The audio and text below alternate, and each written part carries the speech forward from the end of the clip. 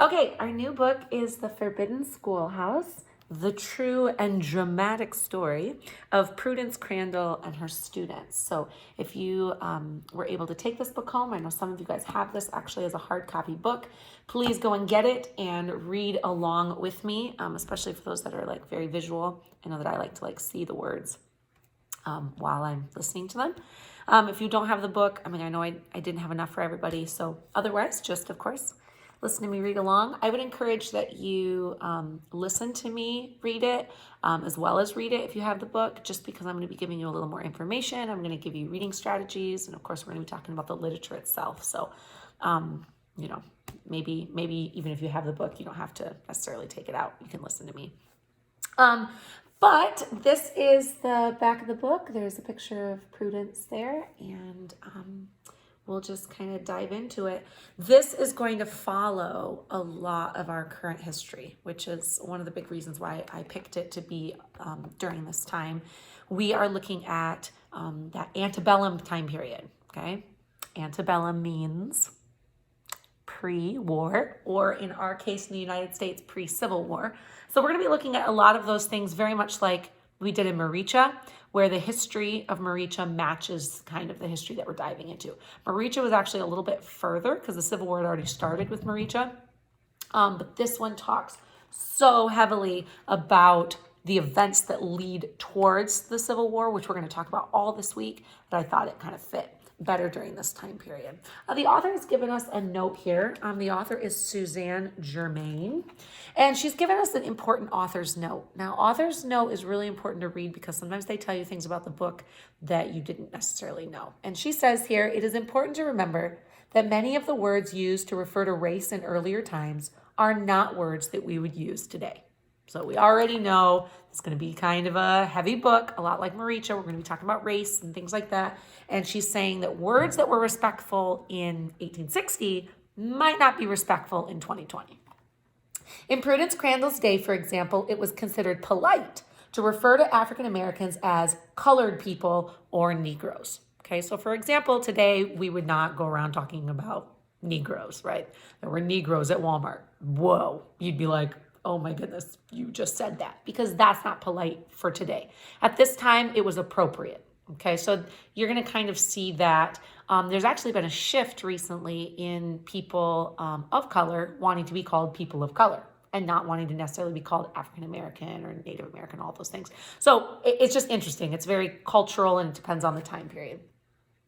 It says, though, that now, as in now, the N-word was often used as an insult. Okay, so you're going to, if you're reading along in this book, they're going to actually say the N-word. I really don't like it. I think it's a very derogatory word. So I will not be reading it, but if you're reading along, you're going to see it. And when somebody says it in this book, it's definitely meant insulting. Okay, so just as it is now, it was then. So that's going to be used throughout it. Because these are the actual terms that Prudence, her friends, and her enemies actually use, they appear in many quotations in this book. So just like we read and wrote like Maricha style, where the sentence is the author's and then she quotes off and starts talking, as the person who's talking, that is a primary source. So anytime you see quotes, it is a primary source. The original words have been used for the sake of accuracy to show you how people lived more than 170 years ago and how they actually spoke and thought. Okay, so that's kind of the author's note before we begin our big chapter here. If you have the book, we're looking at chapter 1, a little more learning. I'm probably not going to hold it up for you because there's not really any pictures. So I guess there's a picture of Prudence, but I'll show you the pictures because it's going to have primary documents just like this. That's actually of course, the house that she made her school in, but I'll show them to you as we're reading along. All right, chapter 1, it's titled A Little More Learning. No one could look at Prudence Crandall without noticing the intelligence in her steady blue eyes. In fact, there was no question about it. Prudence was smart, very smart. She graduated from one of the finest boarding schools in New England. For several years, she taught children at 2 village schools in Connecticut. Now, aged 28, at a time when most young women were married and taking care of their families, Prudence had bought a large house with plenty of space for classrooms and opened up her very own school right in the middle of the small town of Canterbury, Connecticut. Interesting. We have a 28-year-old woman who is focused on her career.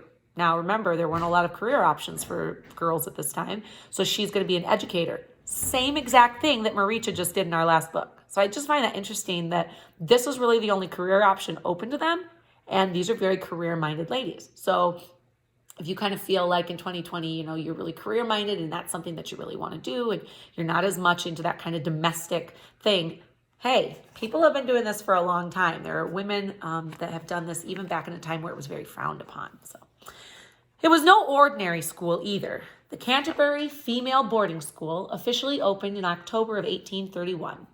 Already, it ranked as one of the best private girls' academies in the state.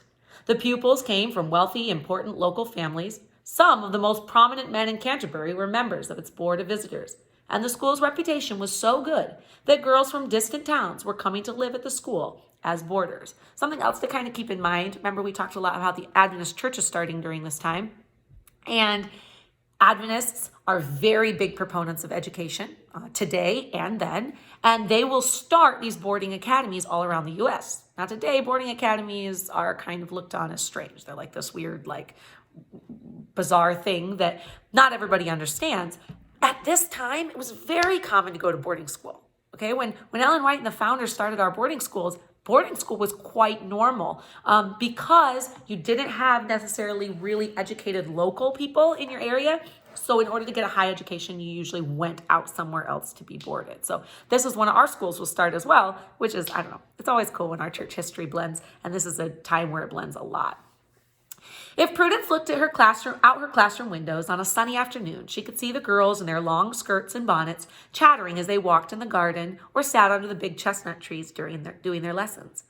They had plenty of lessons. Although many 19th century people thought educating women was a waste, Prudence did not agree.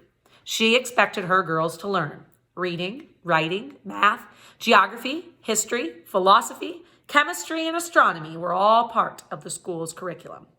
Some pupils who took classes also took classes in painting, piano, and in French. On Sundays, all students were expected to go to church. The girls were cheerful. The school was busy. Even the Connecticut countryside around Canterbury looked like a pretty landscape painting. There were orchards, shady trees, and small, prosperous farms nestled among the rolling hills. But out beyond those peaceful farms and meadows, a terrible storm was brewing. Okay, we see an idiom, storm brewing. And then we also see a foreshadowing that something is coming, and we can kind of guess what that is. Here is the primary source, and this is Prudence's small school. So this is her Canterbury School boarding house.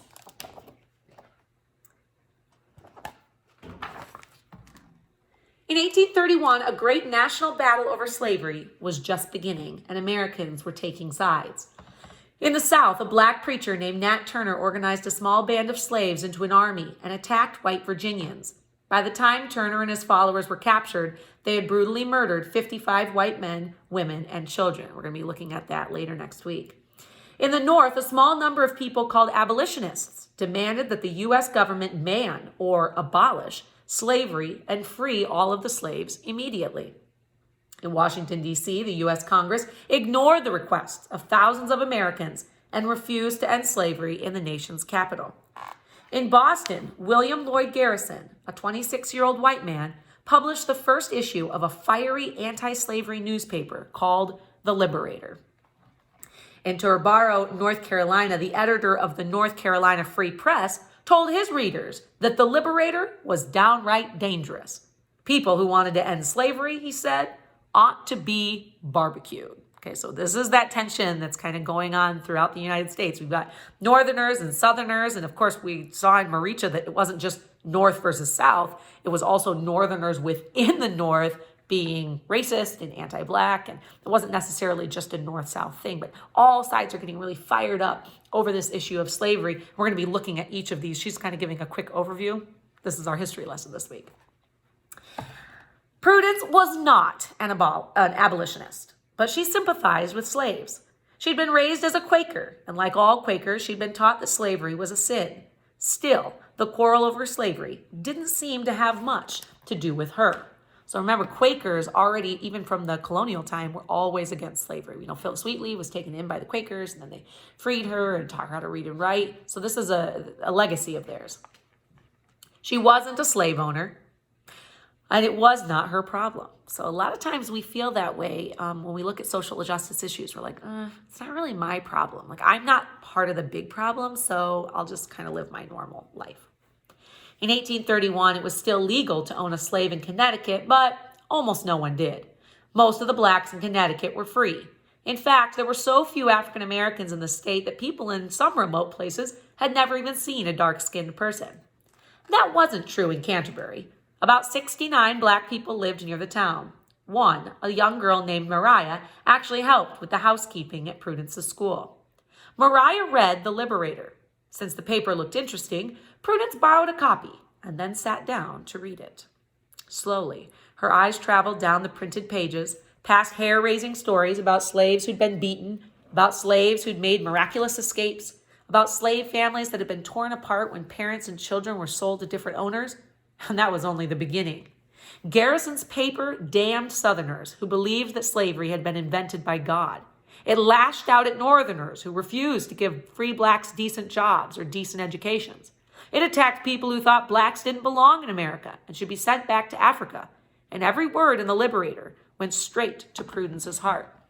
So he really attacks all the sides. He attacks the Northerners for not accepting them. He attacks the South for having them as slaves. And he actually attacks a small group of people that most people don't really realize existed in the United States that said, blacks and whites don't need to be together, but we don't want slavery, so send them back to Africa. And as wild and as crazy as that sounded, it actually did happen. There's actually an entire country in Africa, Liberia, that was created kind of by the United States. We tend to, go around the world and institute our little things. And they created this place where they sent many Africans back to.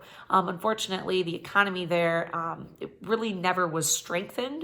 It wasn't really formed as a strong government, and Liberia still remains as one of those very, very poor third world countries. But this was real. Like, this actually even happened, and it was a strong belief in the 19th century. Prudence wrote later that as she read the smudgy printed sheets, she, in quote, felt her feelings awakened. So the Lord was talking to her heart. She saw that the prejudice of the whites against color was deep. For the first time in her life, as she explained in a newspaper article, Prudence began to wonder if she could do something, anything, that might, quote, serve the people of color. So she really starts going, whoa, I need to be doing something for this cause. It was a fine idea, but aside from letting Mariah sit in on class sessions when the housekeeping chores were done, Prudence didn't make any immediate plans for helping the blacks. Running the school took most of her energy. There were lessons to teach and papers to grade. She had to deal with parents and students and make sure that the school was clean, that the boarders were fed, and that the garden was cared for. Sometimes, as she rushed through her days, Prudence noticed that another African-American girl stopped by to visit Mariah. Still, that didn't seem important until one September day in 1832, when Mariah's friend Sarah Harris asked to speak with Prudence. Miss Crandall, Sarah said, I want to get a little more learning, enough to teach other colored children. If you will admit me to your school, she went on, I shall forever be under the greatest obligation to you. Prudence looked at the girl. Sarah was about 19 or 20 and so fair-skinned that she almost looked white. She belonged to the local church. Her father, who lived a few miles down the road, was a prosperous and respectable farmer. Carefully, Sarah explained that she did not want to be a boarder. She'd be happy to walk to school from her father's farm each day. The only thing she really wanted was a chance to study. Of course, she knew it was a big request. Some parents and students might object to having a black pupil in the class. If Prudence had to refuse because of that, Sarah said she understood. She didn't want to be the means of injuring Prudence or her school. She was very respectful, even though she understood that her request could really be outlandish. She didn't want to hurt Prudence, but she was really hoping that she could go. Sarah sounded sincere, but her request was extraordinary. Prudence couldn't make a snappy decision. Gently, she told Sarah she would have to think about it. And there was going to be a lot of thinking. Prudence wanted to help black people. She believed education was important. She wanted to teach women. There were lots of good emotional reasons to say yes to Sarah. So that mind and heart are kind of at war with one another. The logic versus the emotion of what is the best thing for me to do. And as Christians, we run into this a lot because sometimes what our heart, what our desire, what our godly passions that God has given us, they don't always coincide with what the world is expecting from us. That logically makes sense. And so she's kind of wrestling with this. There were also a lot of sensible reasons, logic, to say no. First, admitting a black student was almost certain to cause a total uproar. Although free blacks lived in the North, they were not welcome. In most northern states, African Americans could not vote, sit on juries, or run for office.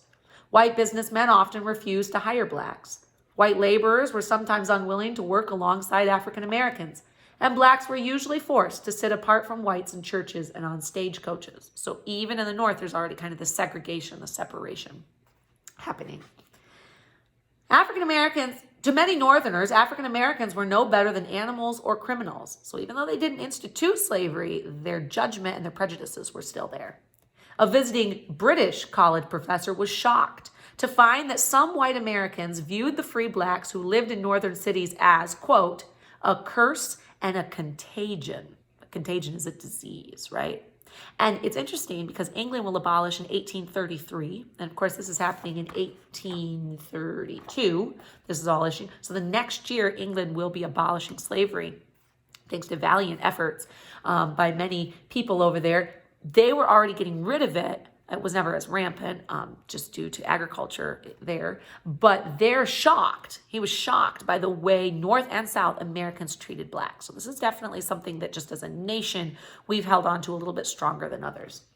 Prudence didn't believe that blacks and whites ought to be treated differently. But what if the parents of her white students did? What if white parents then objected to having Sarah in class? What if they then pulled their children out of the school? If too many students left, the school would be ruined. And what could Prudence do then? She'd worked hard to establish her school. She needed the income to live. No was the sensible answer to Sarah's request.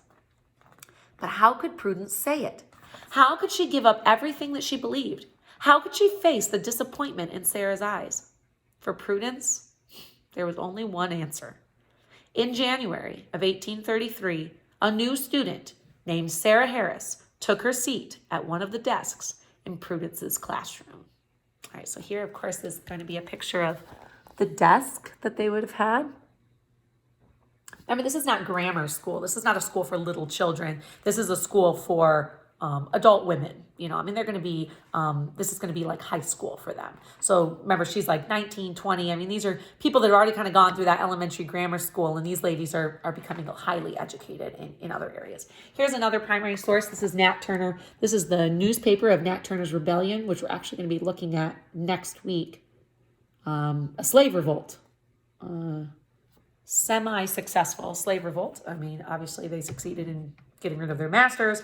They will, of course, be captured and executed. Here's the Liberators. There's the newspaper that William Lloyd Garrison is creating. And then Sarah. Obviously, this is her much older, but this is Sarah Harris, the African-American girl that is accepted into Prudence's school. All right, chapter 2, the school may sink. Suddenly, the town began to talk. Girls in the Crandall school told their mothers about Sarah. Wives told their husbands. Women chattered about it. Businessmen discussed it. And even the farmers started gossiping about it. Have you heard? People probably said. There's a black girl at Miss Crandall's school. A black student? Yes, a black student is sitting in the same classroom as the white girls. It was a big shock, shocking news. And the well-to-do parents of Prudence's white pupils were furious. It wasn't right, they objected. They didn't want their pampered daughters going to school with an N-word girl. Why, just a few years ago in 1831, angry white citizens in nearby New Haven, Connecticut, had decided that it would be, quote, destructive to the best interests of their city if they allowed abolitionists to open a school for black men in their town. Some whites claimed that educating blacks would encourage bloody rebellions like Nat Turner's. Others said that letting blacks into schools would somehow lend to the mixing of black and white races. Oh yes, oh the horror to mix us together and make us all the same. Most school parents, however, seem to agree on this one point. Miss Crandall had to expel Sarah Harris. Whew, didn't take long for this to really blow up. A few told Prudence's father, who owned a farm near Canterbury, that they planned to take their girls out of his daughter's school immediately. Others were more direct. Mrs. White, the wife of a local minister, told Prudence that the townsfolk did not want their children sitting in class with a black girl. If Prudence did not expel Sarah, the woman added, white parents would remove their daughters, and that school would sink. Okay, so people are using immediately, they're using threats, they're using kind of their own persuasive techniques. I love that they went to her father. Like, they're going to go even higher. Like, I'm going to go get your dad, and I'm going to get your dad to tell you not to do this. Like, they're going to different, measures to try and get her to stop this. The school may sink, Prudence snapped back, but I will not give up, Sarah Harris. Woo, she just dove in head first into what she believed was right. The words were brave. The threat was serious. Without students, the school would sink. Prudence might not be able to repay the money she'd borrowed to buy the school building. And there was another problem. If the school ended with a scandal, would anyone ever hire her again as a teacher? So literally, she's putting her entire career on the line. It was a bad situation. The parents were upset. The townspeople were disturbed. Even the school's honorary board of visitors, which was supposed to advise Prudence on plans and policy, had told her that admitting Sarah was a terrible mistake. But that wasn't surprising. The 7 important Canterbury men who made up the board weren't particularly interested in helping African Americans. In fact, at least one member, Prudence's neighbor, Andrew T. Judson, belonged to the American Colonization Society. Like other Colonization Society members, including President Andrew Jackson, he was sure that whites were superior to blacks and that God intended to keep the two races separate. This was a strong belief. It was a strong belief not only among Americans, it was a strong belief among many of our early presidents. It will be the rallying cry after the Civil War: without slavery, separate but equal. That will become the rallying cry. Of course, we have an amendment created about this idea of segregation and how they don't belong together. And of course, we have to wait till the 1960s for that to be broken. Bringing blacks to America had been a terrible mistake, the society said, because it had burdened the country with slavery, racial conflict, and a large number of poor, free African Americans. The only way to solve those problems, Judson and his fellow Colonization Society members believed, was to send all black Americans, both free and slaves, back to Africa as quickly as possible. So there we are seeing kind of that belief set. Mr. Judson would never approve of having Sarah in school. That was plain. It was also plain that others in Canterbury shared his views. Indeed, the only bright spot in the whole ugly mess was the students. The white girls at Prudence's school didn't seem a bit upset about having Sarah Harris as a classmate. Some of them had known Sarah for years. As young children, they'd sat with her in classes at the local public elementary school. For some reason, their parents hadn't been upset about it then. So interesting. We've got the kids accepting her and kind of like, dude, we just did elementary grammar school with her. Why were you why were you fine with that?